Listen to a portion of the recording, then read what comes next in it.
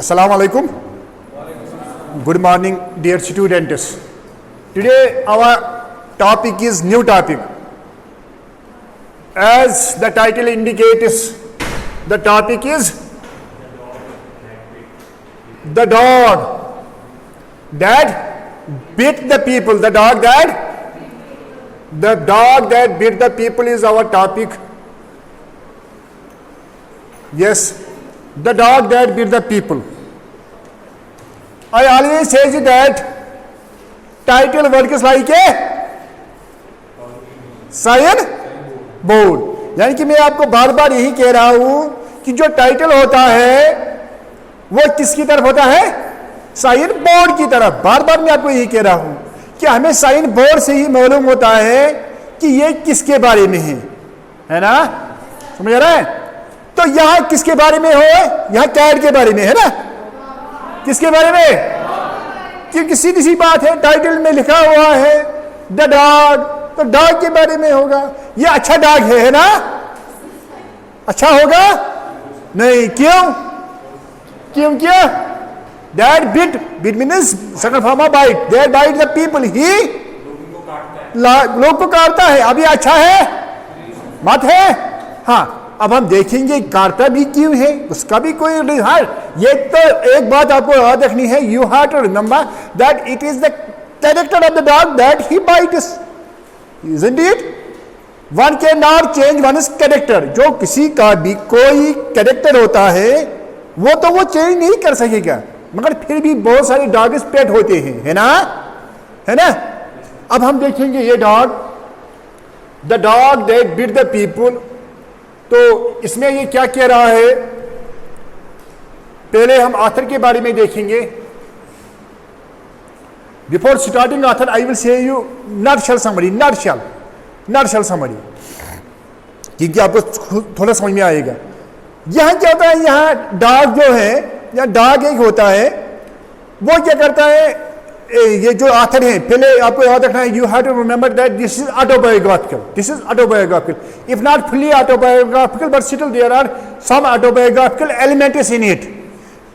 मैं आपको बार बार कह रहा हूं कि जो जब भी कोई ऑथर लिखता है, इन वन वे और अंदर वे, वो उसका अपना उसमें होता है. फिर वो कुछ मसाला उसमें डालता है, spices, then he added some spices, वो अलग बात है, मगर कुछ ना कुछ तो होता है, कुछ ना कुछ उसके लाइफ में वो गुजरा हुआ होता है. तो that is, but this is autobiographical. And यहाँ क्या होता है? यहाँ एक डॉग होता है, जो ये हमारा ऑथर है, ये इसके पास बहुत सारे पेट एनिमल्स होते हैं. डॉग्स भी बहुत सारे इसके पास होते हैं. तो एक डॉग होता है जो यही है, जो हमारे टॉपिक में है, जो हमारे सबक में है. तो ये क्या करता था? ये हर किसी को काटता था. अब यहाँ इसको एक डिफेंड करने वाली होती है, वो होती है ऑथर की माँ, मदर ऑफ ऑथर. वो डिफेंड करती है ये क्यों काटता है. कभी भी जब आपको मालूम है, कभी भी जब कोई बच्चा गलत करता है ना, मदर जो होती है वो अपने बच्चे को डिफेंड करते हैं, इसने ये किया, अगर वो कितना भी गलत होगा. इसी तरह जो यहाँ माँ है वो इस डॉग को डिफेंड करती है. समझ आ रहा है? Is it clear? तो पहले हम देखेंगे ऑथर, फिर हम अच्छे तरीके से देखेंगे इसकी समरी. हाँ, पहले हम देखेंगे ऑथर का नाम क्या है? जेम्स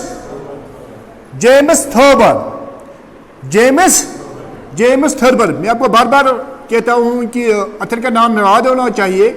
समझ आ रहा है? और मैंने इससे पहले भी आपको कहा है कि लेसन का नाम इन्वर्टेड कॉमास में रखना होता है. ठीक है, पहले हम देखेंगे जेम्स थर्बर कौन था. जेम्स थर्बर जो था, actually he was American, that is he belongs to USA. American humorist. Humour का माने है जो मजाक, क्या स्टोरी कहता है.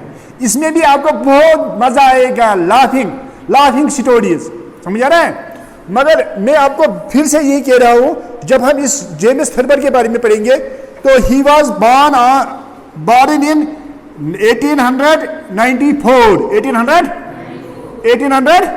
डेट में कुछ डेट्स याद रखने होते हैं, if not all but remember some dates. 1894 he was born in Columbus. कहा? कोलंबस में एक जगह है जिसका नाम है ओहिया. क्या है उस जगह का नाम? Ohio, there is a place in Columbus whose name is Ohio है, हाँ, where he was raised and educated, जहाँ की मतलब उसकी पैदाइश हुई है तो वहीं उसने एजुकेशन भी हासिल की। किसने? जेम्स। कब ये बारन हुआ है? 1894 है, हाँ। तो मैंने आपको कहा है कि उसने वहां से ही पढ़ा है। एक वहां यूनिवर्सिटी है जिसका नाम है Ohio State University, Ohio State University, Ohio State University. कब से कब तक वहां पढ़ा है ये भी डेट याद रखना है, मे बी 1913 to 1918। समझ आ रहा है? समझ आ रहा है? हाँ। Thoreau worked as a newspaper writer in Columbus, Paris and New York before going to the stop of the New York in 1927। यानी कि उसने क्या काम की थी? He was a writer, newspaper writer। वो न्यूज़पेपर में लिख रहा था। समझ आ रहा है? समझ आ रहा है? He was a newspaper writer, हाँ, working newspaper in Columbus, Paris and New York. कहाँ कहाँ? 3 जगह। कौन कौन सी? कोलंबस, पेरिस और न्यूयॉर्क। समझ आ रहा है? तो इसके बाद उसने ज्वाइन किया है स्टाफ ऑफ द न्यूयॉर्क इन 1927 में। समझ आ रहा है? हाँ। अब बात यह है, थोड़ा आप मुझे आपको इसकी यहाँ तो वो नहीं है एक्चुअली। इसको क्या होता है, ये बचपन में कोई गेम खेल रहा था अपने भाई के साथ। समझ आ रहा है? जब भाई के साथ गेम खेल रहा था, वो जो हम ये करते हैं ना, एरो शूट करते हैं, तो उसके भाई ने मतलब गेम खेल रहे थे तो उसके आंखों पर वही एरो आया तो उसकी आंखों की बीनाई चली गई। The eye sight has gone to him by default of his brother, they were playing and he has thrown the arrow towards him and the eyesight has gone to him। अब यहाँ मैं बार बार आपको यही कह रहा हूँ, यहाँ कुछ लेसन सीखना चाहिए। अगर हमें मामूली बीमारी होगी ना, हम कहते हैं सर हम बीमार हैं, हम एग्जाम नहीं दे सकेंगे।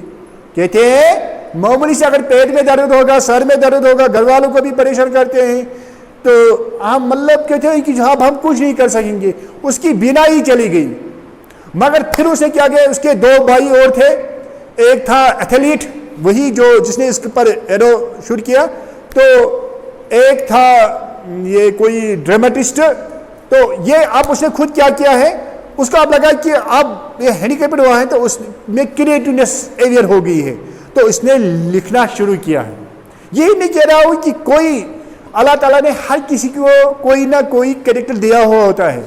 If he has not something but he has another thing, but he has to utilize that thing, one have to utilize that thing। वही मेरे कहने का मतलब ये है कि अब उसने ये स्टार्ट किया है। हाँ, his contribution to that magazine both as a writer as an artist, यानी कि उसमें वो एज राइटर भी था और एज एन आर्टिस्ट भी था। Via instrumental in changing the character of American humour, यानी कि उसने जो यूएसए का ह्यूमर उसने बहुत चेंज आई थी। यानी कि उसने ऐसे स्टोरीज लिखे जो मजाकिया है, जो ह्यूमरस है। यही मतलब देखो क्या करना होता है। इससे जब भी उसने मतलब लिखना स्टार्ट किया है, उसने अपने आप को भी खुश रखा और लोगों को भी। समझ आ रहा है? जैसे आपको मैं एग्जांपल दे रहा हूं, वो है ना कश्मीरी में जो ड्रामा बनाता है, क्या है उसका नाम, क्या बादशाह, क्या बादशाह उसको कहते हैं, कोयूम बादशाह। उसका काट कितना छोटा है ना? उसने उसका फायदा उठाया है। अगर यहां कोई होगा तो लोग उस पर हंसेंगे, वो भाई नहीं निकलेगा घर से, वो कहेंगे अब मैं क्या करूंगा, लोग मुझ पर हंसते हैं। मगर उसने उसी का फायदा उठाया है। ये मतलब हर किसी में, आपको बार बार ये कह रहा हूं कि हर किसी का मतलब अपने अपना अल्लाह ताला ने कोई ना कोई कैरेक्टर दिया हुआ होता है। तो यही ये कह रहा है। हाँ, Thurber left the staff of the magazine in, मैं इसलिए इस पर पढ़ा रहा हूँ आपको क्योंकि यहाँ डेट्स ज़्यादा हैं। मैं भी क्यों भी वो डेट्स पूछते हैं, इसलिए मैंने सोचा यही इसी पर पढ़ाएंगे इस वक्त। मैगजीन इन 1935 में उसने वहाँ से लेफ्ट किया है, but continue to contribute to it for the next 2 decades. मगर ये इस काम के साथ वो लगा हुआ था 2 डिकेड्स के, वो छोड़ा मगर उसी काम के साथ, लिखाई के साथ वो लगा हुआ था। इन 1940 फेलिंग आई साइट, मैंने आपको पहले ही कहा कि उसकी आई साइट कैसे चली गई थी, मैंने पहले ही कहा है। The result of A boyhood accident, मैंने आपको पहले ही कहा कि वो बॉयहुड एक्सीडेंट क्या था, कैसे इसको ये बीनाई चली गई। Forced him to curtail his drawings, उसने वो थोड़ा ड्राइंग्स भी कर रहा था, मगर जब बीनाई चली गई तो फिर सीधी सी बात है ड्राइंग्स बनाने में तो थोड़ा दिक्कत होती थी इसको। By 1952 he had to give up it altogether, यानी कि with the passage of time इसको दिन ब दिन बीनाई कम होती थी, समझ रहे हैं। जब वो मतलब एज, सीधी सी बात है, मतलब कमजोरी भी आती थी और मतलब कम थी बीनाई, जब एज ज्यादा हुई थी तो उसकी बीनाई भी कम होती थी। हाँ, he continued to write until his death in 1961, यानी कि मौत तक उसने लिखना स्टार्ट रखा था। आपको मैं यही बार बार कह रहा हूं, कम अज कम अगर आप किताब नहीं लिखेंगे, कम अज कम अगर आप ये नहीं लिखेंगे, कम अज कम अपनी ऑटोबायोग्राफी लिखो, अपना लिखो आप क्या करते हो सुबह से शाम तक। अगर आप डेली बेसिस पर नहीं लिखेंगे, कम अज कम हफ्ते में एक बार लिखो, इस हफ्ते में मैंने क्या किया। अगर हफ्ते में नहीं लिखेंगे, मंथ में लिखो, सम अप इस मंथ में, अगर मंथ में नहीं कम अज कम एक ईयर का लिखो, समझ रहे हैं। क्योंकि जब आप बड़े होंगे फिर आप देखेंगे वाह क्या मेरी जिंदगी थी। क्योंकि जो बचपन होता है ना, ये सबसे अच्छा पीरियड होता है। Even though you are at this time after the job, after the money, इस वक्त आप सोचते हैं हम कब नौकरी करेंगे फिर मजा आएगा, हम कब पैसे कमाएंगे फिर मजा आएगा, मगर उसमें इतना मजा नहीं होता है जिसमें इस बचपन में है। अगर आपके पास पैसे भी नहीं है, जॉब भी नहीं है, अगर आप डिपेंडेंट है, फिर भी इसमें अपना एक मजा है। समझ रहा है। इसलिए मैं ये कह रहा हूं, कम से कम कुछ ना कुछ लिखो। अगर मेरे लिए नहीं, लोगों के लिए नहीं, सोसाइटी के लिए नहीं, कम से कम अपने लिए, ठीक है, लिखेंगे।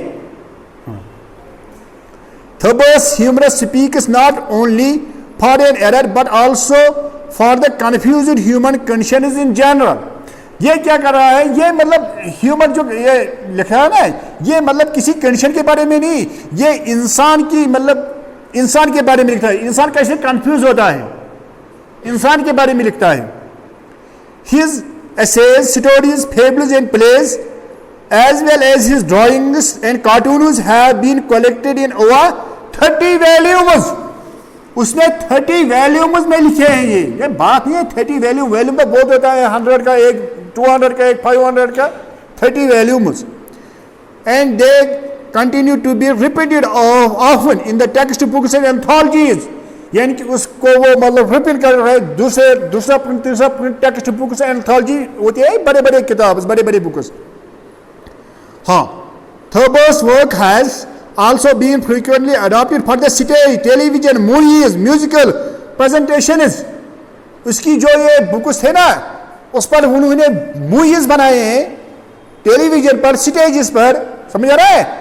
मैं इसीलिए कह रहा हूं, देखो ना हम इसको जानते हैं, ये कौन है जेम्स थर्बस, अब हमें ये पढ़ना पड़ा, क्योंकि जब उसने कुछ कहा है, अब आप खुद ही देखेंगे, आपके साथ भी ऐसे इंसिडेंट हुए होंगे, आपके पास भी, किसी के पास कुत्ता होगा, किसी के पास कैट होगा, किसी के पास गाय होगी, तो ये इंसिडेंट आपके साथ भी हो, मगर आप लिख नहीं पाते हैं। अगर आप भी लिखेंगे, आप भी मतलब इमॉर्टल रहेंगे। मैं आपको बार बार कह रहा हूं, if you want to make yourself immortal then stress upon writing, क्योंकि art is immortal, writing is immortal, समझ रहे हैं। हाँ, James Thurber in addition to receiving multiple honorary doctorates, इसको बहुत सारे डॉक्टरेट्स मिले थे। डॉक्टरेट ऑनरी का माने होता है ये वहां हमें कोर्स नहीं करना होता है, वहां हमें एडमिशन नहीं लेना होता है, यूनिवर्सिटी वाले खुद देखते हैं कि इसमें क्या ये कैपेबिलिटी है, क्या ये एबिलिटी है, तब वो ऑनरी डिग्री देते हैं। तो इसको बहुत सारे डॉक्टरेट्स मिले थे, समझ आ रहा है। By library association and library association award भी इसको मिला था।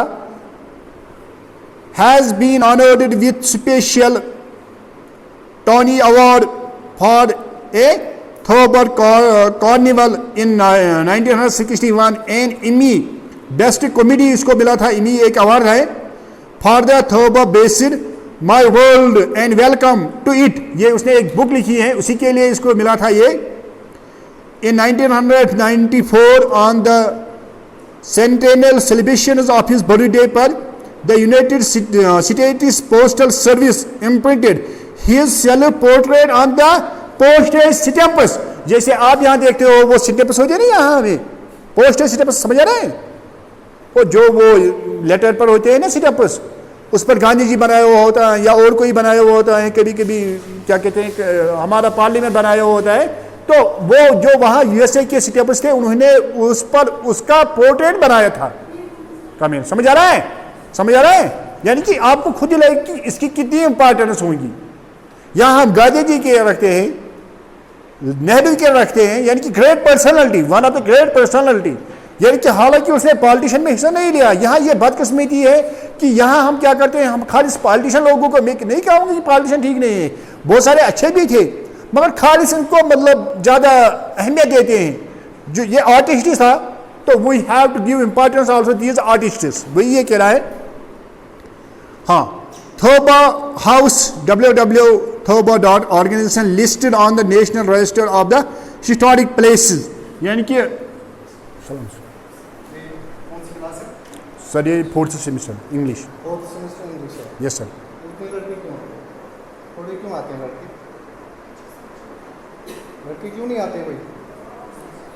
मेरी आपसे एक अनाउंसमेंट खासकर लड़कों से करनी है कि आज मुझे that is now we have to see that listed on register of the historical places, यानी कि on his website Thoba House www.thobahouse.organization there has been listed national registration of historical places, यानी कि उस पर वो उसने दिखा मतलब रखे थे historical places उस वेबसाइट पर, ये उसकी अपनी वेबसाइट थी। है was one of the boyhood homes of the humorist cartoonists and now serve as a non-profit literary center and Thoba museum, यानी कि जो ये अब उसने वेबसाइट बनाई थी उस वक्त अपने बॉयहुड में, बचपन में, अब वो एज ए क्या बन गए, humorist cartoonist and serve as a non profit literary centre. आजकल वो मतलब नॉन प्रॉफिट लिटरेरी सेंटर है, वहाँ मतलब वो कुछ कमाते नहीं है, मतलब ऐसी एनजीओ की तरफ वो यूज करते हैं एज ए म्यूजियम है। Thoba's house continues the legacy of James Thoba, and since in 1997 he was awarded the Thurber Prize for outstanding American humor, यानी कि इसको थर्बर प्राइज मिला है, किसके लिए ये माना गया है कि यूएसए में, अमेरिका में सबसे अच्छा एक ह्यूमरिस्ट है।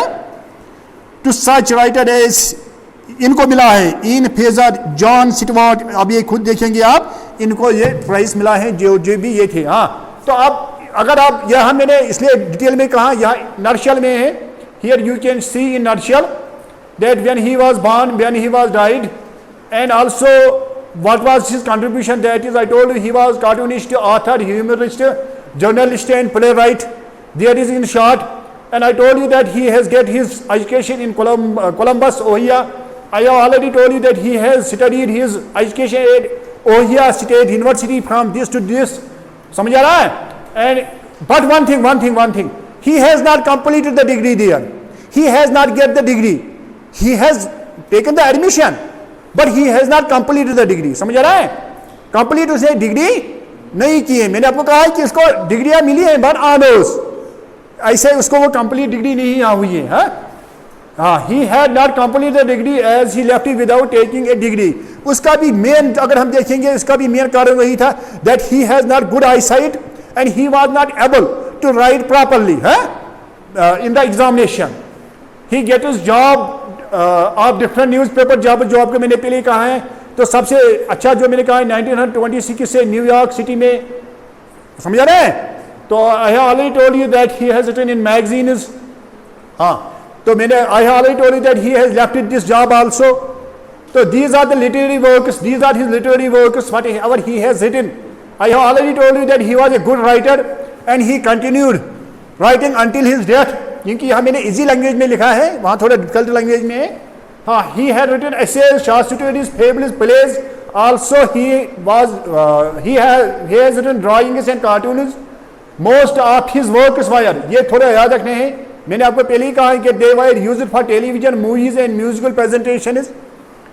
His important works are Is Sex Necessary, My Life and Hard Times। जो हमारा ये टॉपिक है, ये एक्चुअली उसने उसी से एक एक्सट्रैक्ट है, क्या है, my life and hard times. My life and hard times में एक एक्सट्रैक्ट निकाला गया है, ये एक एंथोलॉजी है, एक बुक है जो हमारा ये है क्या है, the dog that beat the people, actually ये इस चीज़ लिया गया है।